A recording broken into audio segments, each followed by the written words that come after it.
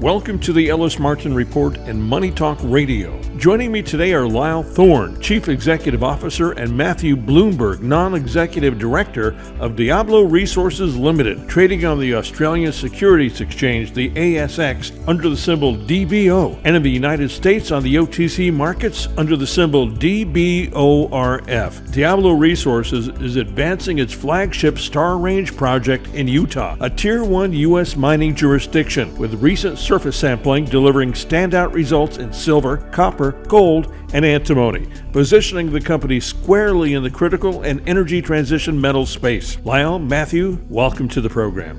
Thanks so much for having us on the show. Look, you've got better than good results at your Star Range project in Utah, a Tier 1 U.S. mining jurisdiction, I might add. Recent rock sampling delivered standout surface assays, including, get this, up to 880 grams per ton of silver, 7.4% of copper, which is respectable, and 9.3 grams per ton of gold. And we've got 0.6% antimony. This is fantastic. It's clearly your flagship project. What are you going to do next? The last time we spoke, Ellis, we picked the project up and done some preliminary rock sampling results, which got us higher silver grades up to 3,000 grams per tonne before Christmas. But this follow-up work has extended some prospects at North Star, and we have made some interesting observations at where we are. Some of these prospects are over 3,000 metres long, and we've still got more work to do to delineate where we're going to drill, but we think we've got some pretty exciting targets to look to drill. We've got some geophysics waiting at the moment to be finally processed, and once we get those results back, we'll integrate with our sampling and on-ground work. We'd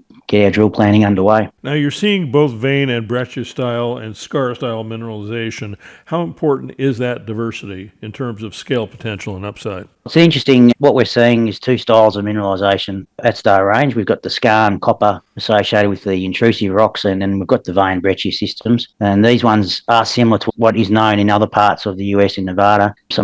There are some operating mines that target this style of mineralisation. And obviously we're looking for depth and strike extent to these systems. The grades that we've got on surface are very good, and we hope that we can continue those along strike and at depth. How are you positioning yourself in the resource space in general? Are we copper? Are we silver? Are we gold? Are we all things focused on antimony? Give us some clarity on it. And I'm only asking that because investors don't know what the focus is. Coming out of the deal, one of the very common quotes is energy security is economic security. The question that we ask ourselves, that I ask myself, is what do we need to do to ensure that energy security and therefore ensure that economic security? And it's minerals like copper and it's minerals like silver that are so important. The reason why is that silver's the most electrical conductive metal out there. Copper's the second, but copper's a lot less expensive, so it makes sense for a lot of the purposes to do with data center build-outs, power build-outs, and things like that. And so when you look at those results that you read out from the Star Range project, from our other projects, what is all of the above metals? And so whether we're developing copper and we've got antimony as a byproduct, or whether we're looking at silver and we've got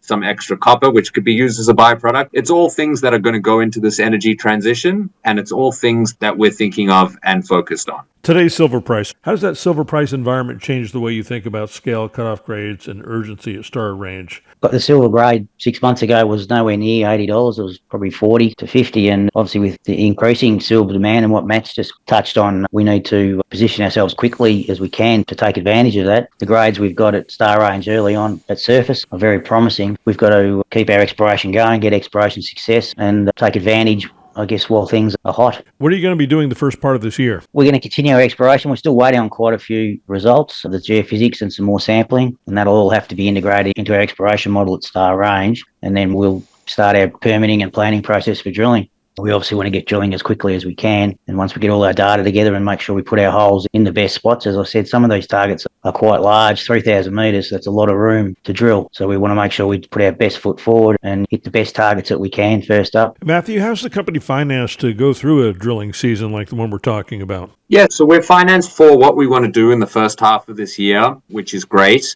And then going forward, depending on which way we want to take it, depending on which way feasibility looks, we'll work out how we're going to finance it. There's lots of ranges. There's lots of options that are at our disposal.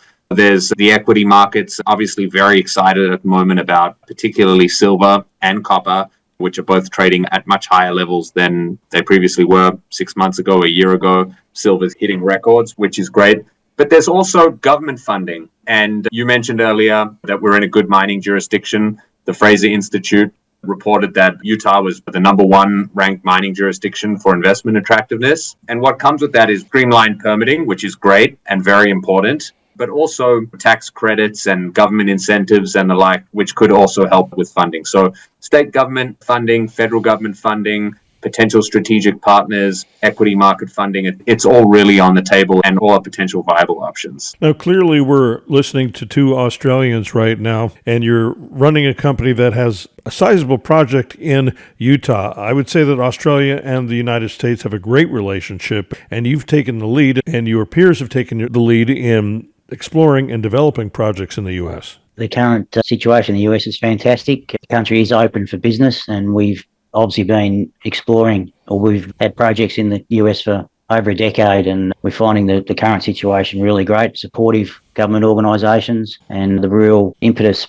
for critical minerals and securing the domestic supply gives us a real opportunity, obviously, and we're keen to take advantage of that. But we've found it fantastic in the last few years to operate in the US. And Matthew, you're based in New York with a strong financial background and business background. How does being in New York position you to really help this company? Yeah, it's great to be here on the ground and go to different investment conferences and meet with investors on the ground and understand what's happening right at the center of it all. And from a very high level, if you just take copper as an example, there's currently about 28 million tons supply and demand, but the existing sources are depleting and those need to be replaced. And then you've got this whole energy transition with the power grid, which is adding 7 or 8 million tons a year of additional demand. So if you think about the net demand or the net supply that's needed to meet that extra demand, it's a pretty large number. And the US government has made it very clear that it wants to be a part of that extra supply. Some of it will come from Chile, some of it will come from Australia, but ultimately the US wants to be a part of that. And so from my seat, I'm so excited to be involved with this company as a director because I'm seeing this opportunity ahead of us and I'm seeing the assets that the company has. And just very happy to do everything I can to help benefit everybody in the long run. How important is antimony in your presentations, in the company, in your relationships with people that you're speaking with in New York and Washington? It's very important, Ellis. With antimony, it has important defense functions. It's highly fire resistant and it's a very hard metal. In terms of certain defense applications, it can't be replaced. It's extremely important. Historically, when it wasn't used for those applications or when the demand was lower, and antimony was seen as an impurity, actually, and something that needed to be dealt with. We're taking the total opposite approach where this is such an important metal for the US, such an important metal for the world's security, that we're seeing it as a byproduct and something that's actually going to add and drive value. So it's very important to our story. I agree with Matt, and just in concluding that we're still waiting on quite a few exploration results from Star Range, and we hope to have some exciting news and push forward with our explorations to give some success and ultimately fulfill our aspirations as what Matt and I have been talking about today. I've been speaking with Lyle Thorne, Chief Executive Officer, and Matthew Blumberg, Non-Executive Director of Diablo Resources Limited, trading on the ASX under the symbol DBO and in the US on the OTC markets under the symbol DBORF. Diablo Resources is advancing exploration at its Star Range project in Utah with exposure to silver, copper, gold, and antimony, metals that are increasingly important to energy, security, infrastructure, development, and domestic supply chains. Gentlemen, thank you for joining me today. I look forward to our next conversation as your exploration and drilling plans continue to advance. Thank you, Ellis. Thanks, Ellis. For the Ellis Martin Report and Money Talk Radio, I'm Ellis Martin.